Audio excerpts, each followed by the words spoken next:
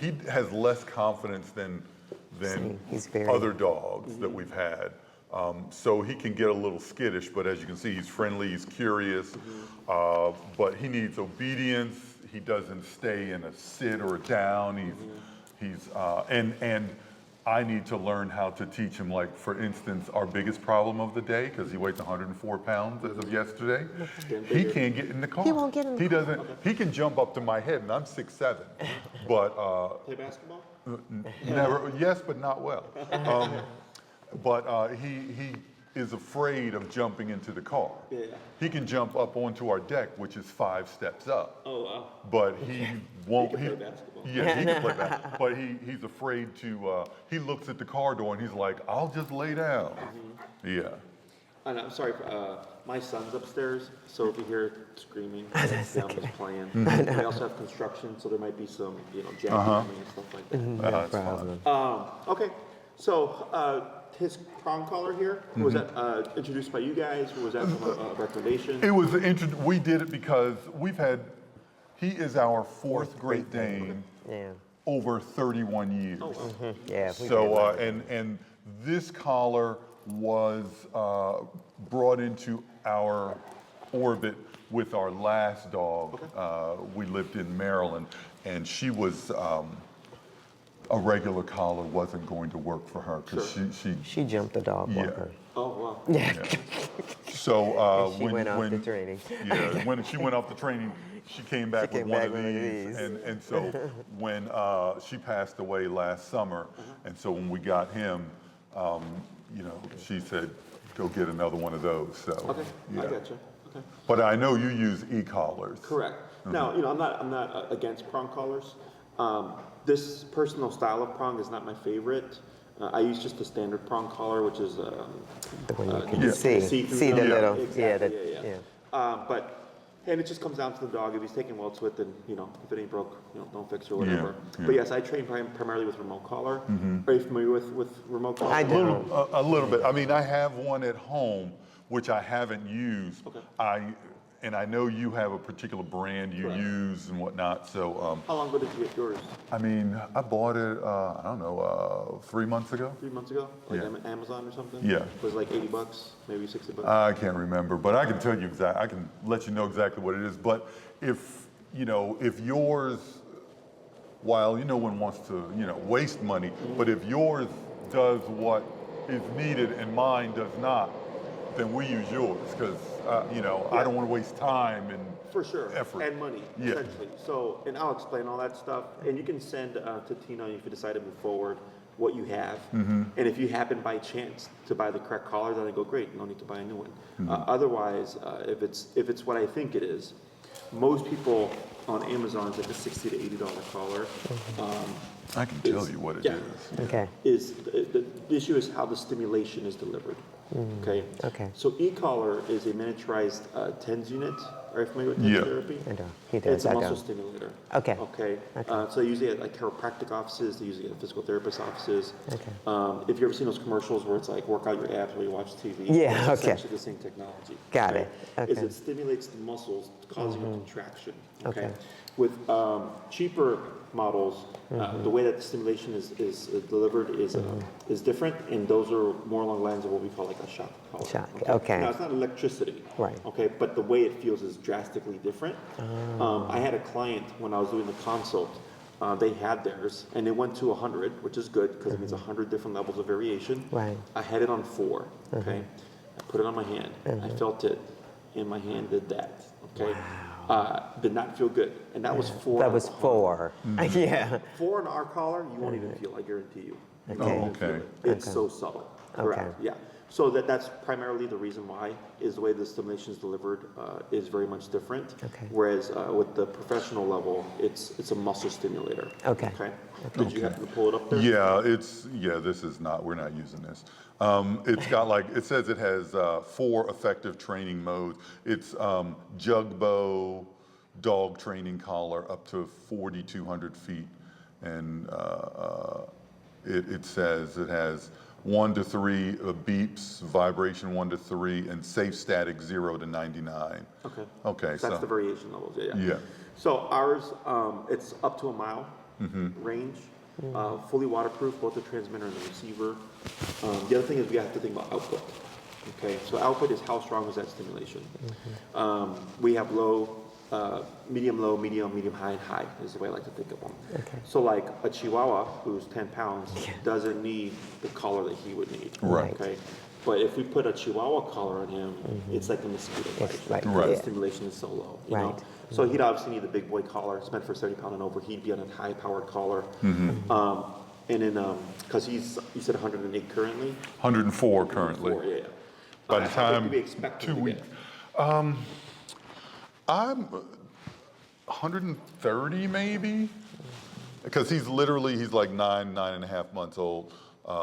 And as far as Great Danes go, in our experience, he is thicker and more muscular than the others. And our other dogs were like 120-ish, although Odin was about 140 because he was like huge. So I'm thinking 140, 150. He's going to be a big boy, and that's part of his challenge. Are we expecting like a late growth spurt? You know, I don't know. Because from my experience with Great Danes, typically at this age they're tall and lanky, Yes. whereas he seems shorter and like more solid, as you Right. noted, right? Yeah. That's what I say. So I'm like, because typically once they hit their height, it's like as humans, teenagers, you know, we're tall and skinny, and then as we get older, we start to fill out. You know, so me in high school, 5'8", much thinner than I am now. So okay, But it's going to be a surprise to us all. sure. And I've heard of Danes having like greater growth, later growth spurts. That's also a possibility. Yeah. But I mean, I would think he's definitely going to fill out more because at a year is when they start to hit their actual weight. So, okay. Do you have any goals in mind for the obedience itself? Like, Oh, he had a list. Yeah, I wrote down what my issues are. Well, and it's me and him. You know, my challenge is, quite frankly, I've literally I don't know how to teach him right now. I've read some things and it's helped, but I need to learn if I have a goal like how to teach him how to get in the car.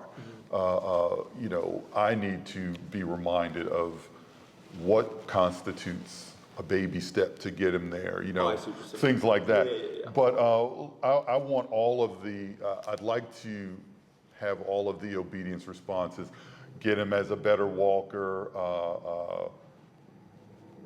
be more consistent about, like, you know, this week I had to really address him trying to run past people going up steps. And he picked it up because I wouldn't let him go past me until he sat at the bottom, and then I told him okay. But he breaks position, you know, I have a mat in my den. He's supposed to stay on the mat. He knows he's supposed to stay on the mat because he'll go over there, and then as soon as I get up, he's following me because I'm his person. He wants to be near me all the time. He barks if I'm talking to her. He cries. he cries. He needs to improve on. We need to work on how people enter the house, because he barks and sounds like he's, you know, crazy for a minute, and then he sees who it is, and he's like, oh, okay. So, you know, how to deal with that.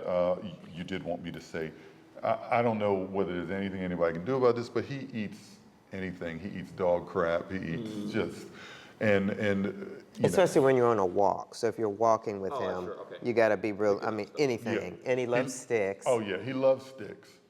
And So if he which- sees a stick, that's he the just wants thing. to take off and grab the stick. And And since he's that size, a stick could be this stick, or a stick could be a tree 5-foot branch. tree branch, and he's picking it up trying to walk down the street with it, which is always fun to watch. Let's see.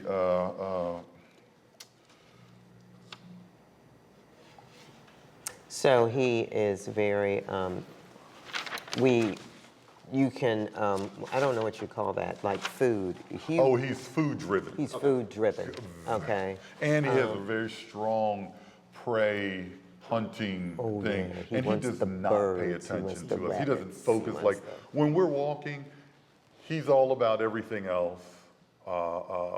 He does not focus on us and our commands. We have to get his attention for him to obey or whatever.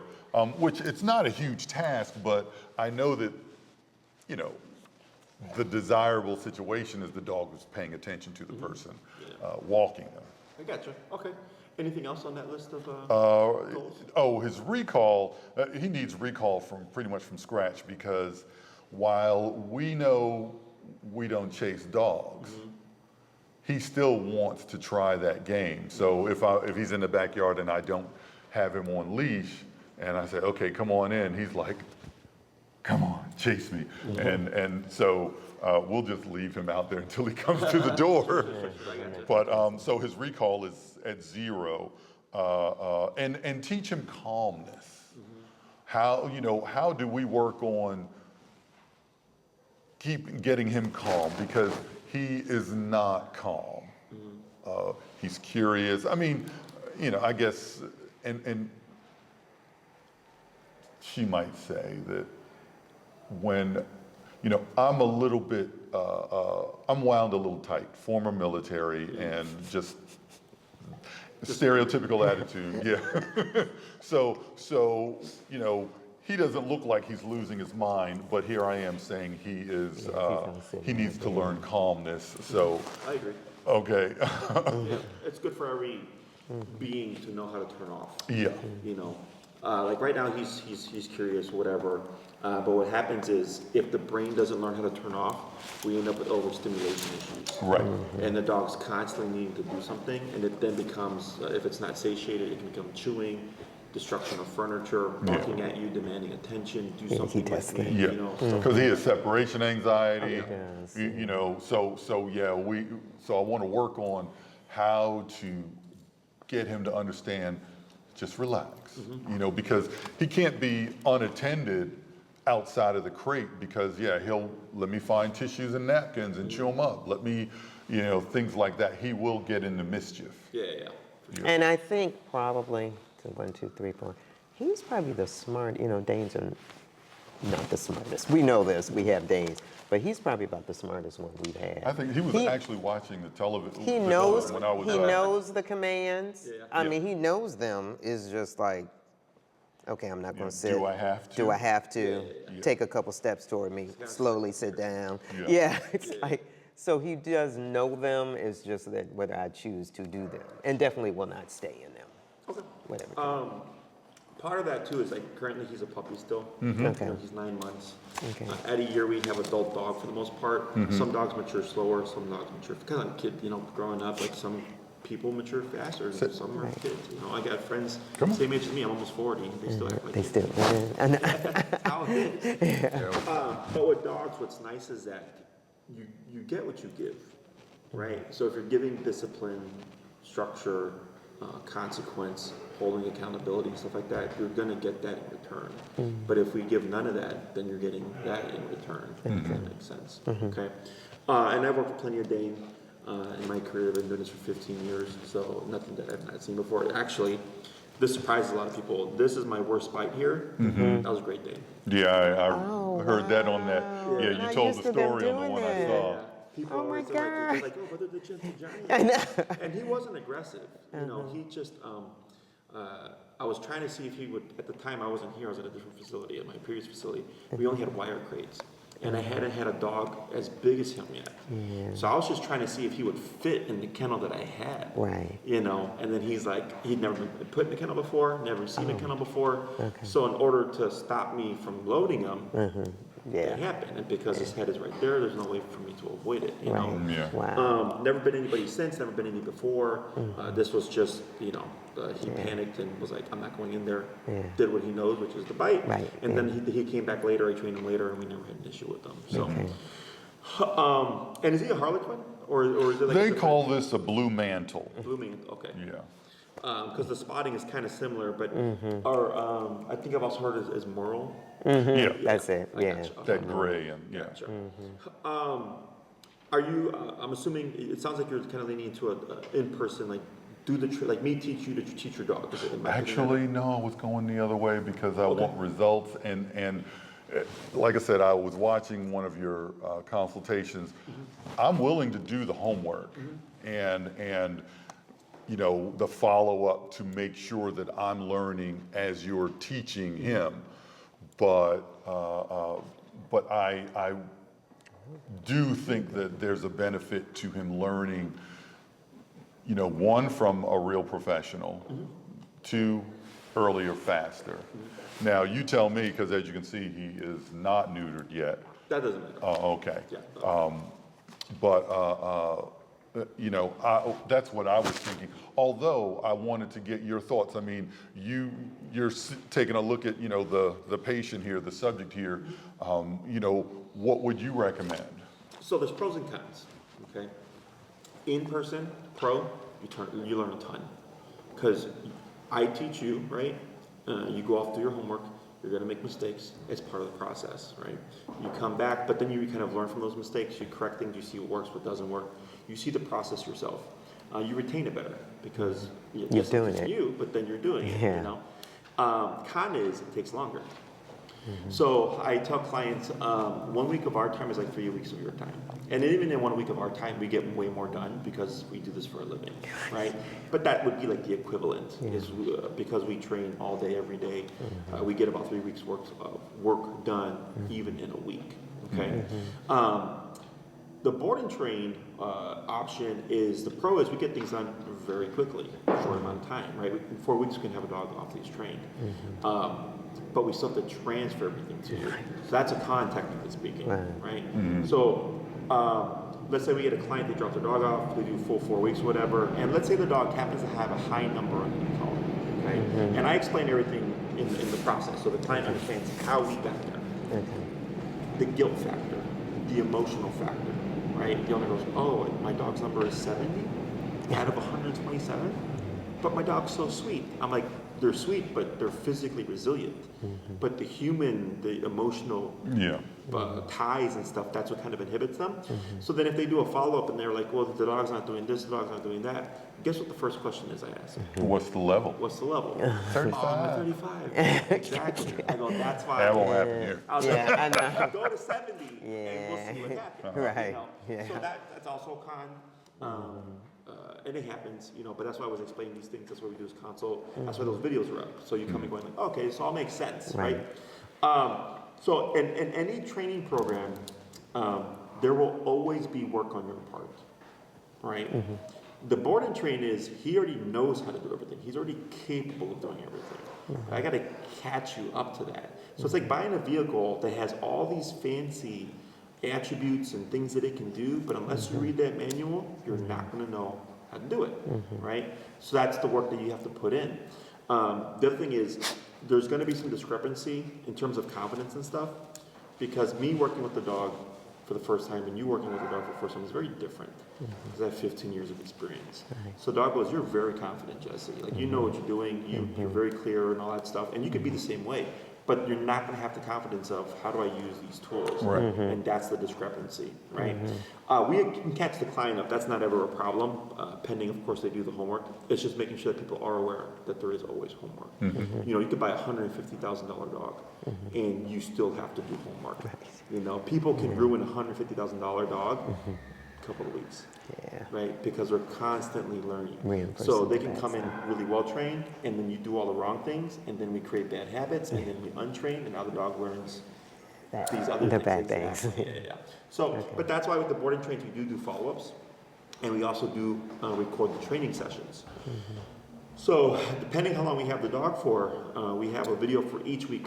Okay, so if it's a 4-week board and train, there's a total of 4 videos. If it's a 2-week, 2. Okay.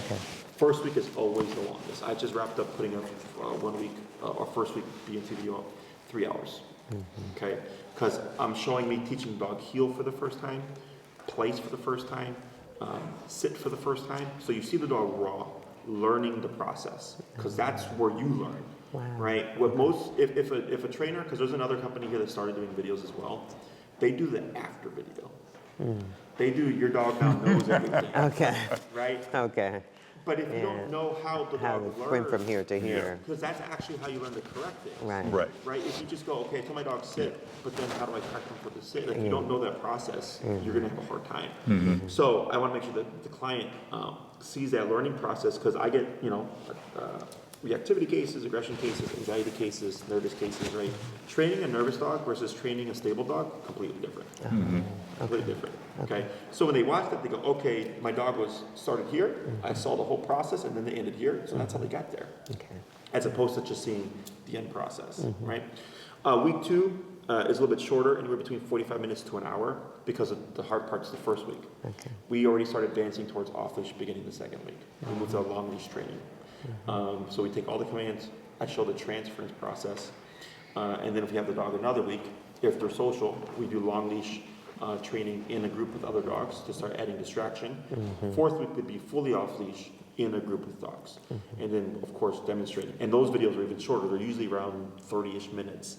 Because again, all learning's been done. What I'm doing is saying, these are the steps you have to go through to bring the dog up to that level with you as well. Okay. With the in-persons, we do everything step by step. First week would be heel part 1. I teach you to teach your dog. I very rarely, if ever, touch the dog. Okay, I walk you through everything. Okay, give your homework, rinse, repeat. Come back week 2. You come back week 2. What progress did you see? What progress didn't you see? Right. That tells me what I need to do for week 2. Make some adjustments, maybe adjust the collar in terms of levels and stuff like that.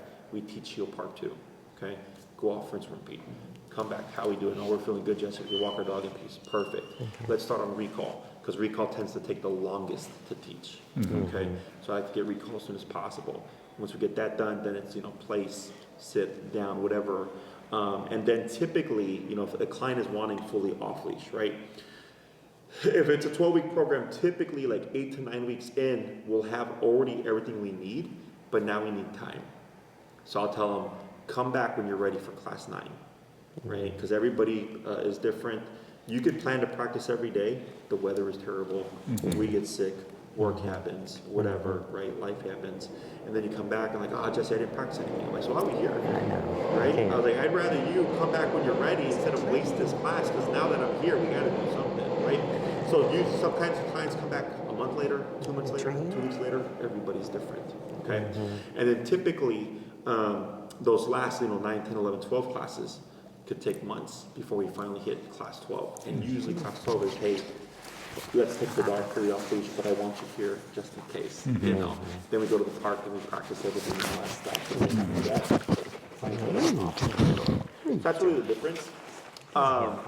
Regardless, even if you did if the client's doing a full work, you're not going to just take this dog off leash day 1, the B and T. You have to go through the process. The skills are just already there. Okay. Questions on any of that stuff? Oh, no. I don't have any. Yeah. Let me think here. Everything that you noted, may I see your list, please? Oh, Thank you. come here. In and out the truck, easy. I'm not worried about that. Aren't you not bad? I don't know. Focus. So this is a common thing that actually my client earlier I was talking to. A lot of training teaches focus, right? Get your dog to look at you and then you can give them the command and stuff. That's not realistic. Okay. Let's say he happens to be off leash and he's got prey drive, chasing the bird. Yeah. Where is his focus? The bird. On the bird. The bird. He's not going to be focused on you chasing that bird. Right. What we need is a dog that can do that, but still have a part of that brain paying attention to you. Does that make sense? Yeah. So when we were having this conversation, our son just turned 9 months a couple of days ago. Oh, wow. Little one. And All right. Ajax. my wife, in the morning, she's like, "Oh, I'm sorry. Did you even get any sleep?" I'm like, "What's the problem?" She's like, "You woke up like 20 times, right?" Because she's the mother. I know. She hears every cry, Everything. every movement. She wakes Even up, when you're sleeping. right? No. But the opposite thing is, I'll hear a clank, and I wake up, Yeah. right? Yeah. And it's funny because she had seen a video on Instagram or whatever, and it said that males are wired that we hear strange noises due to the protective instinct. Right. Right. Yeah. And then the wife would hear the baby, The baby, whereas right. the husband would sleep through that. Right. So it's the same thing. Her focus, she's sleeping, but that part of that brain is tied to the baby. Right. Does that make sense? Yeah. So same thing for him. His focus is on the bird, right? But there's still a part of that brain that's paying attention to you. So when you give that come command, he's still going to come to you. Okay? So the whole purpose, especially with collar training, like if you had trained dogs in the past and they weren't previously collar trained, and then you do collar training, you're going to go, wow. Okay. This is a huge difference. Oh, It's a huge difference, right? Because there's no longer any arguing. If he decided to try to bypass me, I have a tool that will make him do it. Okay. Okay, and then he learns, can't ignore you. Can't do it. Oh. And that makes our obedience that much better, right? Because if he's doing something and you go, hey buddy, get over here, right? Like the yard thing. Right. Hey, come on. Come here. And he's like, what if I don't? Yeah. There's no What can I do? consequence. Yeah. Even if you go and grab him, he just goes, all right, yeah, but you have to do all You the had to work. do the work. Yeah. You had to grab me and drag me back to the house. Right. I didn't do it willingly. Right. That's the difference. Okay. Right. Even though we're using the collar to reinforce, technically speaking, on the dogs thinking, it's still willingly. He's still thinking like, okay, yeah, that happened, but I still made the decision still to made- then do it. Yes. And that's what he's learning. Okay. Is that the only option is compliance. And it can sound bad because people always talk about like, well, the dog has to want to do it. Like, but what happens when they don't want to do it? Yeah. If I'm outside and my dog is off leash at the park and he sees a bird flying through the street and he chases He's that gonna bird wanna- and I go, come, and he's like, today I don't want to do it. Yeah. We have a problem right there. Right. Yeah. You know, so I tell everybody, when it comes to obedience, we have to have 100% compliance because the day something happens, Yeah. you're going to be like, thank God I trained to that level because if I didn't, I don't know what would have happened. You know, I've had dogs take off on clients because of fireworks. They'll be at the park. It's October. You're not even expecting it. Right. They find the firework on the ground. They light it up. Boom. Dog takes off. Right. Right? The tool allows you to override that situation. You know, I've had clients in Lincoln Park. Their dogs come across coyote. There's coyote Oh, in the yeah, the park. coyotes over there. Yeah. You know, and because of the training, the they can pull their dog away from that Wow. potential problem. Yeah. So yeah, the focus thing isn't an issue. How to meet people. So when it comes to people coming over, what you have is he's giving you an alert bark, right? Which is good security. And then switching gears because then he sees it's a person and then he's friendly. So that's good. Yeah. Okay, we still have the security, but at the same time we have a dog that recognizes, okay, this is a guest. This really isn't so much about obedience. This is learning how to correctly answer the door and invite a And then person pull back. in. Okay. Okay. Now, if you did like a board and train type option, I can't recreate that here because it's a facility. But what you can do is use. Oh wait, are you guys from the? Where do you guys come from? River Forest. We're in River Forest, so Forest. not too far. Oh. 6 miles? Okay, yeah, like 50 minutes maybe. Yeah, Something yeah. like Yeah, that. the I most. gotcha. So we could do like an in-home there, where I come to your home and I show you how to do this exercise. Exactly. okay. We do have, it's a $50 charge for in-home visits, okay?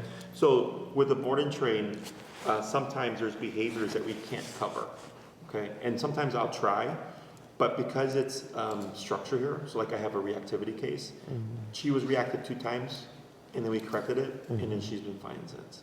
You know, whereas the owners had this dog for like 6 years, and it's been 6 years of constant reactivity, right? But because her first impression here was a structure, discipline, consequence, we get a faster shift, right? So then it's harder, like I can't teach now Right. for that, but the client can use one of their follow-ups, you know, because chances are they're going to see reactivity.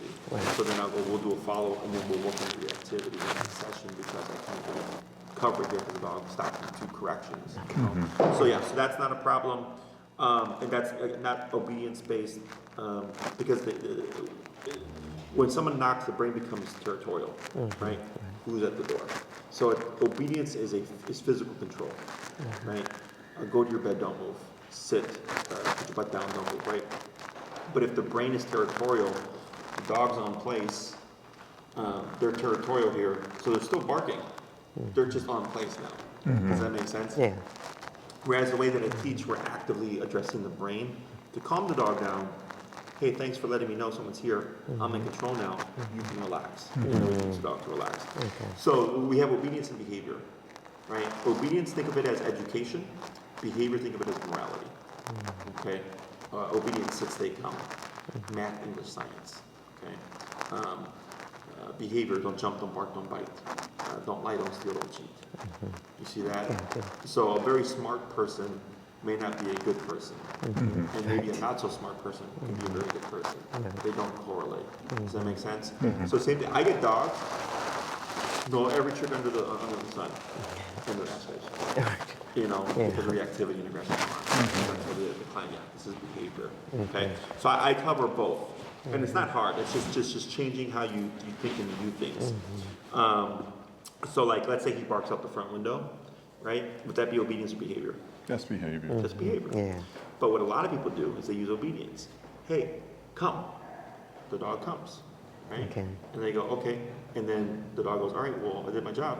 Yeah. I'm gonna go bark at the window. I'm gonna go now." back at the window. Yeah. Is that because they use obedience to try to fix the behavior? But really it'd be correcting the behavior, correcting the barking out the window. That takes a dog, that's not allowed. Does that make sense? Okay. What's nice about how we train with whatever program you go with is you train as you live your life with your dog. Okay? If you're doing in person, let's say every time you go for a walk, then you're doing your heel training, right? The only command that requires effort is come, because you have to go to the park to practice your recall, right? Or off-leash training. You have to go to the park to start doing your drills and stuff like that. But everything else, we train as we live our lives. When I walk my dog, I train. Let's say I'm gonna watch TV, and I want my dog to learn to sit still for 2 hours until my dog can go to place. And I watch TV, and he's here chilling for 2 hours, right? Or I can put him in a down. Sit would be momentary. We don't do like 30-minute sits or anything like that. And then for bigger dogs like them, there might be harder as well to keep a sitting position. But like, it's a part of life. Does that make sense? Yeah. What people do is they do controlled sessions, 15 minutes in the living room or whatever, right? Day after day after day after day. And then one day go, well, I hope it works at the park. I go, no. Once you've taught it, I want to start now using it in the world. So the dog goes, oh, no matter if we're at the dog park, PetSmart, the neighborhood, Arizona, heel is heel, sit is sit, down is down. It's the same everywhere. So we're creating that functionality and reliability because we're using it on a daily basis. The concept of if you don't use it, you lose it applies in a way where the dog learns something, and this is very common like in the, when we go from the winter to spring, because people tend to get lazier in the winter. So they tend to forego some training, right? So then the spring comes around, it's a beautiful day. Hey, let's take our dog to the brewery. Yeah. Let's have our dog lay at our feet. But we've not done it for 3 months. Okay. Okay? Does that make sense? Makes sense. So I tell everybody, if you use every command at least once a day, it will just always be functional because it's at least once a day we're doing something. You're gonna push on me. But the moment we start going weeks to months without using something, the dog gets sloppy. The calmness thing, that may come as an indirect benefit to the discipline. So once you start correcting things, like when he breaks the sit, right? With the collar, it's a muscle contraction. And he goes, oh, and he sits back down, right? As he's learning there's physical consequence for breaking a command. That starts to indirectly create calmness because now he's thinking, well, that's not even an option. Does that make sense? Yeah. Overstimulation, like right now, like he was sitting or something and it looked like he got up and I think you corrected him with like a snap or a push or whatever, right? Is the brain goes, I want to do something. And if we have nothing to disrupt that, it does it and now it's reinforced and now it creates a habit. But if I start disrupting it and creating a physical consequence, the dog goes, well, I could choose to get up, but then that's going to happen. I don't like it, so I'm going to just choose not to get up and then be this. And then the calmness comes in directly. If that makes sense. A lot of stuff where it seems like like 20 different things is really usually just a handful of things. They're related in ways. Once you understand it, you go, okay, like Good. you realize how simple dogs are. Okay, person's other dogs. So this is his interest. Does he ever try to pull to greet them? Yes. Yeah. Okay. Sometimes, yeah. That shouldn't be an issue. And he'll see dogs in the distance, and he's like, Yeah. very he gets perky. But nothing that's, at least not for me, nothing that's aggressive. Sure, yeah. Just very curious. Yeah, and like that, if we needed to, we can also correct. So the collar does two things. It can teach a dog what to do and what not to do. To do is typically obedience, right? Come, heel, sit. Not to do would be perking up when he sees a dog, pulling towards a dog, right? Barking out the window. That's all not to do stuff. So theoretically, the training should prevent like the perking up or the pulling towards the dog. But if his interest for the dog is greater than what the obedience means, now we have to correct the behavior. Yeah. Okay. So there's no concrete answer.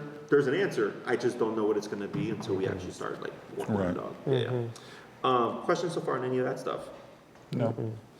Let me think here. How well trained do you want him to be? I want top level. What do you want? Oh yeah, I'd like him off leash. That would Because be cool. we feel that particularly big bigger dog. dogs, He's a big you know, you can't have big dogs Yeah. out of control. No. You know, they need to understand obedience and compliance, because I feel like the consequence of a 130-pound dog being out of control is much greater than an 8-pound dog out of control. For sure. So, I mean, if a 10-pound dog jumps on a kid versus like a 60-pound dog jumps on a kid. Right. Yeah. Yeah. You know. Which is why typically bigger dogs tend to be more well trained, because people tend to just pick up small dogs. They do. Yeah. You know? Yeah. So I think the rate of bites is actually greater for small dogs than it is for big dogs. I would not be surprised, Okay, so our longest program with the boarding train would be a 4-week team. Okay, so that's overnight here for 4 weeks. A lot of times people will schedule like a vacation or whatever with the dogs and train. If you're in the city still and you want to check up on your dog, it's perfectly fine. Okay. A lot of places don't do that. They say it claims it disrupts the training. It doesn't do shit. They just don't want you to see the show. Do expect if you do come to visit him, he's going to act untrained until you start doing the exercises. Okay, so if he jumps on you, whatever, all that stuff is standard. Once you pick him up and start implementing the exercises, you're going to then see the training go into effect. Okay, that's just something I explain to people, because like, hey, your dog jumped on me and this and that. I'm like, yeah, because you're like, hey, buddy, I haven't seen you in 2 weeks. This and that. Like, so that's part of it. The other part of it is you haven't done any training yet. So that's pretty standard. But yes, you're more than welcome to see your dog, make sure he's in good health.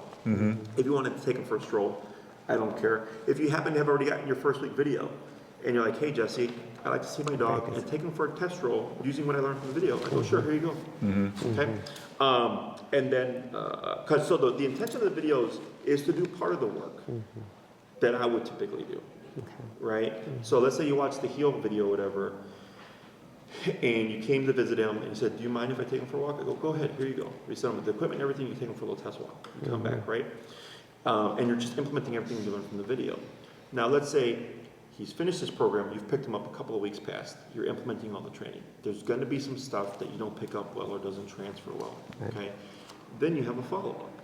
So sometimes clients will want to have the video on the pickup, and I usually discourage that. I tell them, watch the video first, pull as much information as you can from that video, and then do a follow-up, because you're going to get more for what you paid for, right? But if you just bypass the video and go teach me everything, I'm like, well, I'm just repeating what I just did in the video, which is fine. You paid me, that's what you want, for sure, right? But you just get more value if you utilize the videos as much as you can, and then use your follow-ups for stuff that maybe I couldn't cover in the training video. Okay, but yeah, that's all perfectly fine. I don't have an issue with it. We have a dog. He's a Shiba. He was supposed to be here for 3 weeks, and I ended up keeping him another week because he was like one of the worst cases I've ever had. And the client came once a week to come visit him and all that stuff. Yeah, perfectly fine. Okay. Any questions? Any concerns? No. I have an overall question. Yeah. Go ahead. Okay. So for the dogs that, and this isn't ours, but they're aggressive and all that, is that just naturally the dog? Or do you just you buy a puppy, There's is nature an nurture. aggressive parent? But I was wondering, is that something that they... So some dogs are genetically wired. I had a client many years ago. She did volunteer work for a rescue, and they had rescued a blue heeler mom who was pregnant. She had the puppies at the rescue. My client helped raise all the puppies. Okay. At 8 weeks, she took a puppy home. Within 3 weeks, the puppy bit her husband and her son multiple times seriously. Wow. Okay. Wow. So I come in for the consult. He was aggressive. Okay. And I do a test and everything. Puppy went after me, full on aggression. He actually took a chunk out of me here. Yeah, it was crazy. Because he jumped up and he bit me. Bit me. He got a good And hold up. chunk of fat here. Yeah. Wow. And she told me, she's like, Jesse, before this dog, I always thought aggressive dogs were because of abuse. Yeah. Okay. And she's like, but I raised this puppy I know this puppy. to rescue. I've been doing it for years. I know everybody. There's no abuse here. Yeah. This is genetics. Yeah. Oh, yes. Okay. A lot of times it's genetics. Okay. The other times it's like an assertive personality and a weak personality home. If that makes sense. Oh, totally. Yeah, we had a Because somebody Rottweiler. has to assert themselves, right? So then it's the dog. But Right. the way they, they're doing their behaviors is aggressive. Like it looks aggressive or whatever. You know. Yeah. So that would be kind of in a way nurture, Yeah. because it's environmental, Yeah. as opposed to the dog's instinctual nature. I've even seen dogs in one home be aggressive, removed, placed in another home, completely fine. Yeah. We had a Rottweiler who was just a big baby. And we always had issues with that because people, the histories and the stories of Rottweilers biting the kids and all that, and we never had that. Yeah. He was absolutely Yeah. adorable. It's funny enough because me growing up, Rottweiler was the breed. Yeah. Right? So my mom raised me that way. So Rottweilers is the one breed that I struggle with Okay. psychologically because I was raised to be scared of Rottweilers. Right. Oh, wow. I Yeah. trained like 10 of them, Yeah. but in the back of my head, there's always this kind of what's the word? Apprehension, Yeah. hesitance, right? Yeah. And I'm like, man, and I'm also my first worst bite before this one was actually a Rottweiler. It was both human dog aggressive. He was flipping out, and the owner couldn't control him. And I actually was working with them with the suit, and I had taken my jacket off because it was the summer, it was super hot, and I just forgot. And I went to try to help him handle the dog, and then right when I was doing so, I looked at the dog, he looked at me, and I jumped back right as he lunged, and he took another little chunk. I have a 4-inch scar right here from this canine going into me. Yeah. So that's also a part of it too. Yeah. But yeah, when people tell me like, oh, is there an aggressive breed or whatever? I'm like, any dog is capable of being aggressive. Right. Yeah. It's a dog. It's just a matter of are they put in a context or the situation where they feel they need to be aggressive. Right. It's like with that Great Dane story. A Yeah. lot of people go, really, a Great Dane? Like they can be aggressive? Like, he wasn't being aggressive. He was just trying to defend himself. Yeah. So, but it was a good question. Yeah. Okay. Thank you. Other questions? No, I don't. So when it comes to the boarding trains, we would need updated vaccinations and then a recent fecal. Okay, and by recent we mean fresh. In the past, we used to accept like, oh, it's been 3 months, whatever. And what would happen is during those 3 months, The little they would worms. contract something. Yeah. Yeah. So no earlier than a week before the program, mainly because it gives a week for parasites to pop up in case they didn't show up in the fecal. What can happen is sometimes you get a fecal and the parasites are in hibernation, so it won't pick that up. Wow. And then they come here and then they poop and then there's a worm-infested poop. It's a true story. Oh, So wow. yeah, so now we've learned from that. We go fresh fecal a month prior, and then everything's clear. We can start. Tina may book the boarding train herself, or she may send you over to Maria, who handles my calendar here. Tina's my in-person calendar, my consultations, your follow-ups, your one-on-ones with me. That's all Tina. Whereas generally Maria handles my boarding trains and my daycare trains. Because Tina's my mom, by the way. She's in Texas. Yeah, she's in Texas. So that's why I was like, this is some remote job you can do, whatever. That's cool. Let me think. Before we started this payment in full, if you have a future date you like to book, it's half down to hold your spot, and then the remaining balance before the program starts. The collar he would need runs around $340-ish with tax. If you get it through us, you do get 10% off. It drops it down to about $307-ish with tax. It lasts for years. Okay, I had my first collars about 10 years before I finally had to replace them with new ones. Fully waterproof system, 1 mile range. In the city, you're not going to get a mile, but you're going to get like a quarter mile, which is obviously way more than you need, essentially.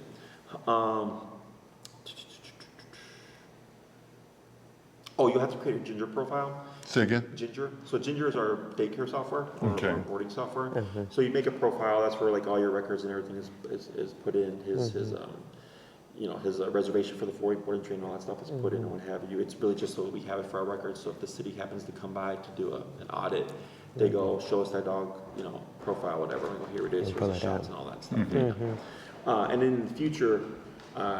Do you see yourself requiring like boarding services or anything like that, or is this just kind of like... On occasion, yeah. Okay. Yeah. So dogs who have trained with us are not required to do daycare. Okay.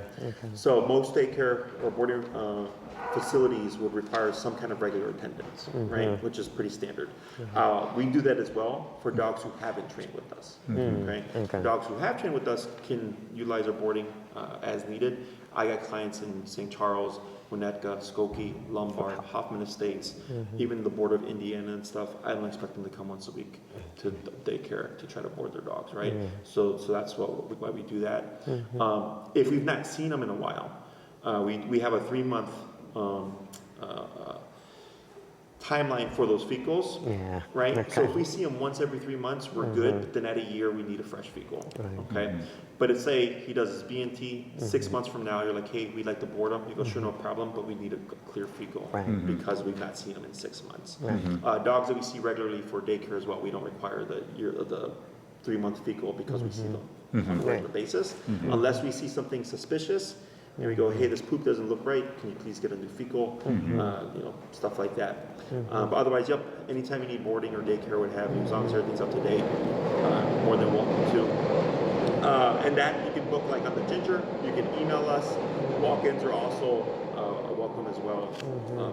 As long as, again, everything's updated. Up to date. Okay. I had a client I hadn't seen in 2 years, popped up out of the blue, family emergency, all that stuff, expired records, expired fecal, all that stuff. So now we have an emergency boarding upcharge for stuff like that because we have to isolate the dog and then we have to disinfect everything just in case because we don't want our other dogs getting sick on that day. Very common question I get: when does the e-collar go away? Never. When you need it, it doesn't. Okay. If it's a great dog in the house, you don't need it. If you're going to go for a walk, you need it. If you're going to be off leash, you need it. It's not that you're always using it. Okay. If you're following the instructions, do your homework. At some point, the application, the press of the button, goes away. It's there just in case. Right. Like I said, you could be at the park enjoying your off-leash obedience, random firework. Right. What if an off-leash dog who's not friendly comes at them, right? I had actually happened to a client, and she had to 127 per dog. 127 is the max power, and the dog yipped 180 away from the dog and ran straight to her, so the owner could grab the dog. And she felt really bad, And I was like, if you hadn't done that, that fight could have gone on who knows how long. I mean, it sucks that your dog had to suffer the consequence, but at the same time, like you don't know what would have happened. So we can't account for life, unfortunately. It allows you to regain control when you've seemingly lost control, which is why to me it's the best tool. On or off leash, as long as that collar is charged and turned on and fitted correctly, if something happens, I have the ability to regain control. Okay. Only other thing would be if he is a nervous guy. Nervousness is a stress response. E-collar is a stressor. Okay, so we would anticipate to see more nervousness in the beginning. It's not permanent. Okay.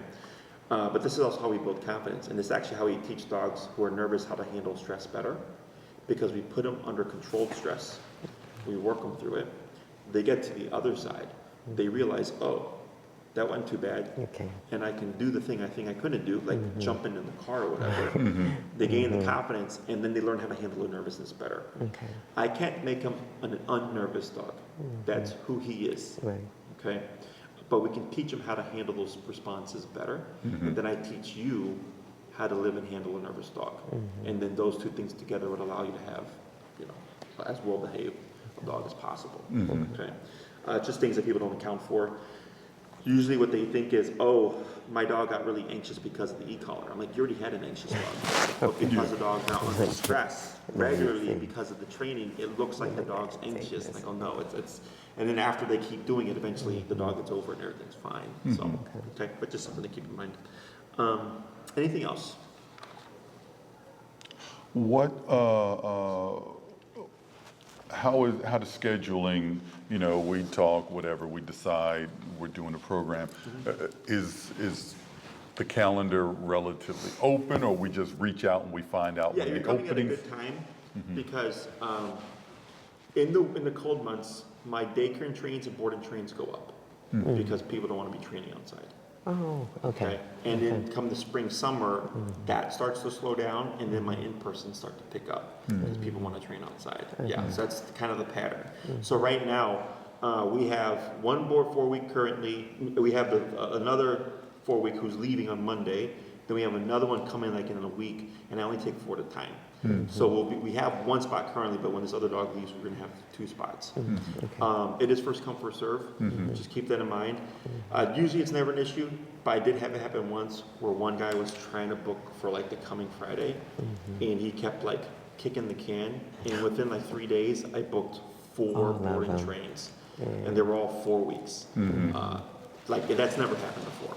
And I was like, sorry, dude, I only take 4 at a time because I don't want to overwork my staff. I don't want to sacrifice the quality of the training because we got too many dogs to train and stuff like that.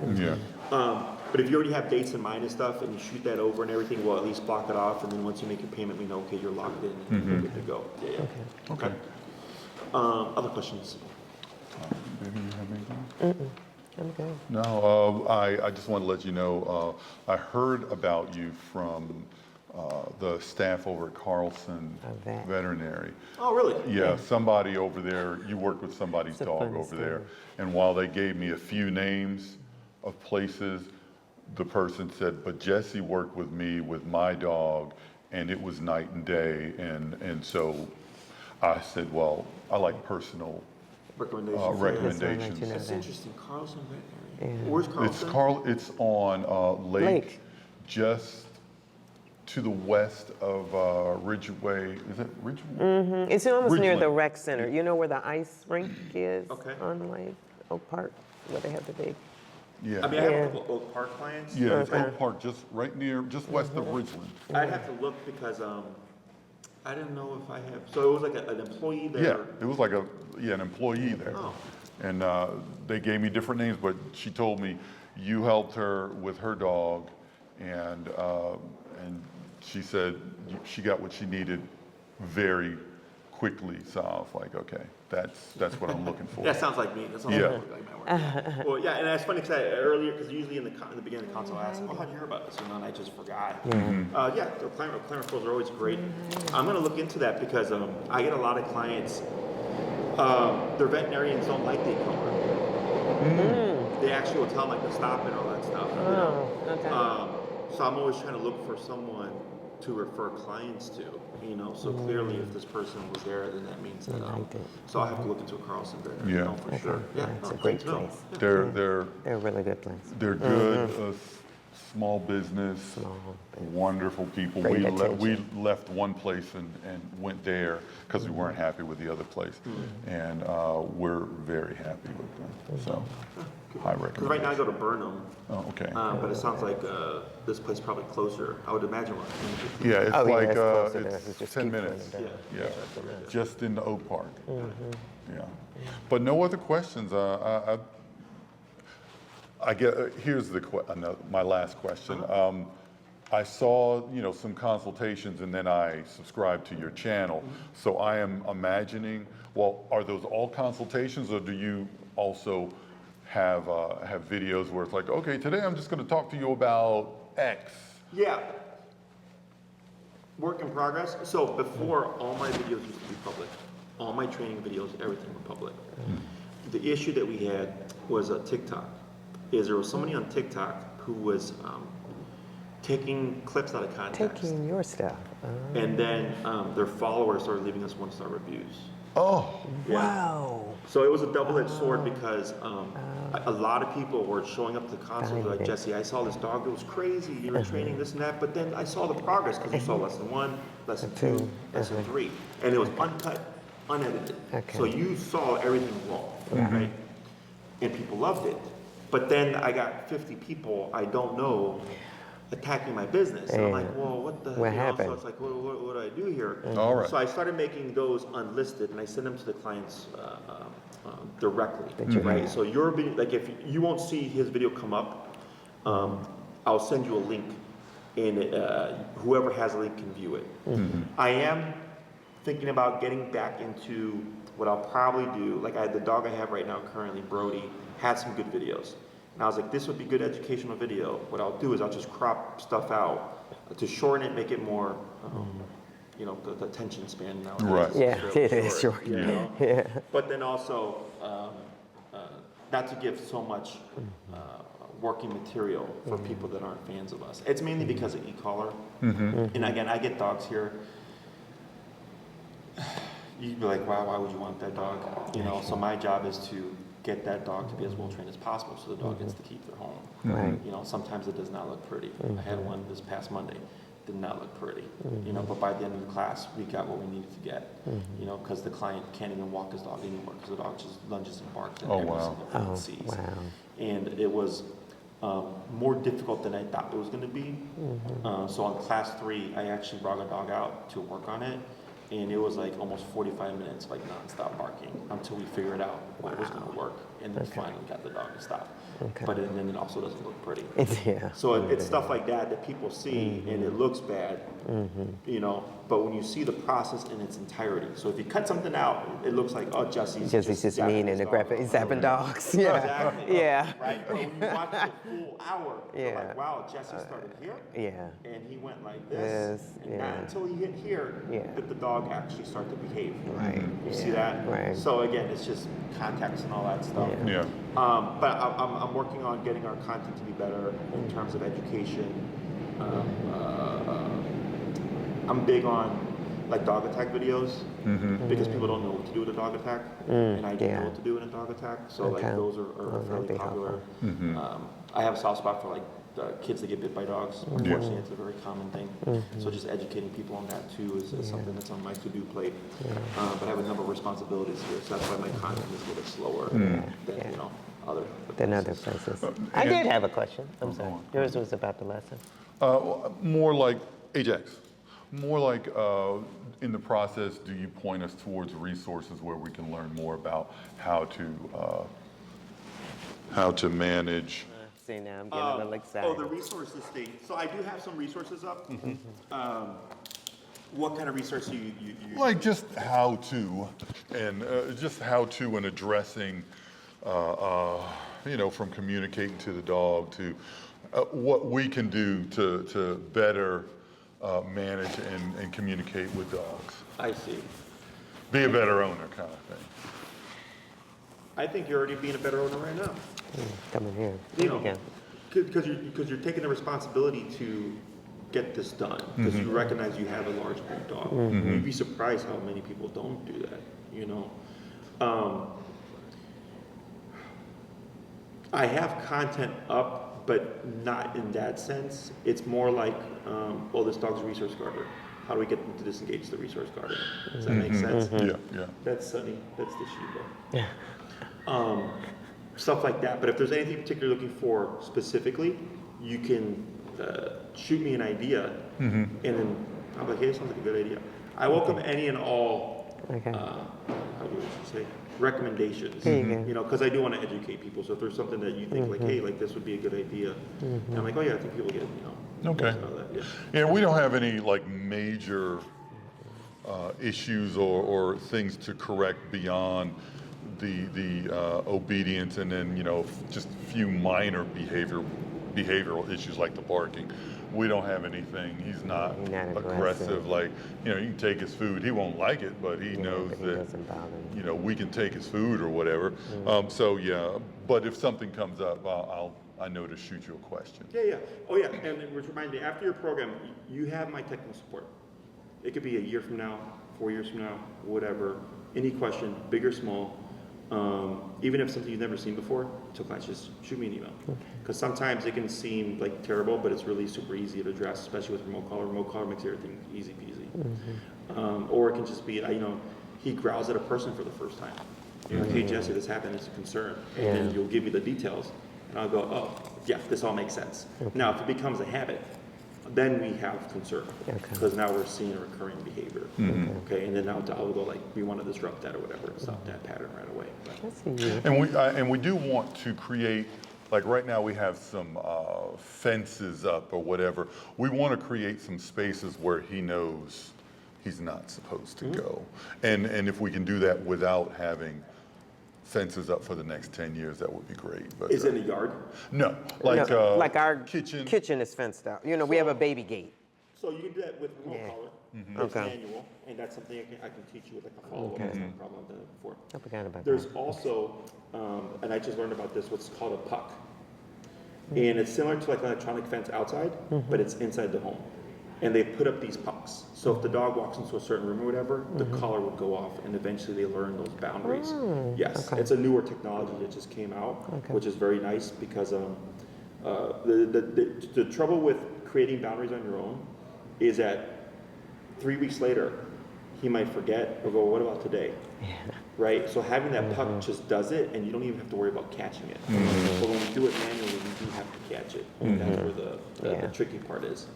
It's not hard, it just takes time and repetition, but that's another thing too. So then if you go, the manual seems to be require a lot of effort, then you have a secondary option, which would be the puck thing, and I can direct you to that if you need. Okay. Okay. Anything else? I don't have any other questions. No, I'm good. All right, well, it was a pleasure meeting everybody. It was The good. same. Likewise.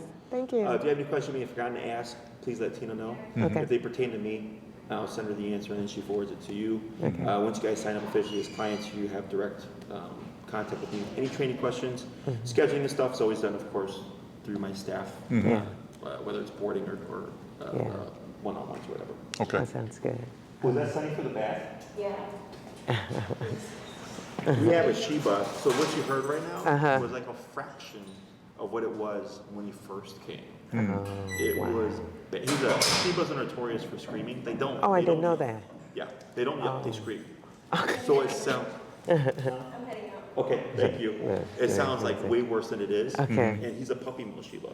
Oh, So he was also kept in a kennel his whole life. oh no. So he had no concept of like leash and all that stuff. So even trying to walk him on a leash, it was just crazy. Wow. So she was giving him a bath because he's leaving on Monday, so we don't want him to go home. Yeah, yeah, yeah. Because he would also just panic poop. He did that a couple times. Yeah. Yeah. Yeah. So Number Sonny one. would do that Yeah. every single time. He put a leash on him. Wow. So I told the owner, I'm like, we're gonna have to forego a few baths here because we can't bathe him every day. Yeah, But since yeah. he's going home Monday, I was like, well, Okay, he can do that. Mm-hmm. Okay. But yeah, it was a pleasure meeting All right. everybody. Any questions, you let us know. Okay.